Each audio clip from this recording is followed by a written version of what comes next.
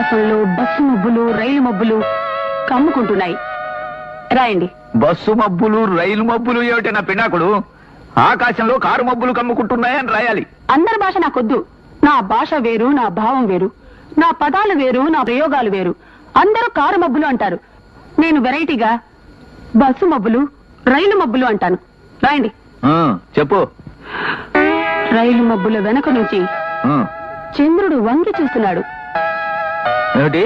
చంద్రుడు వంగి చూస్తున్నాడా? పాప నడుంగాని పట్టేసిందే. అబ్బా రాయండి.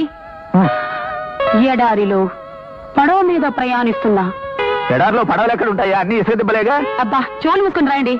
అంటే నోరు మూసుకోమనే? అవును రాయండి. పడవ మీద ప్రయాణిస్తున్నా కుమార్ రాజాకి ఆకలి వేసి కడుపులో కుక్కలు పరిగెడుతున్నాయి.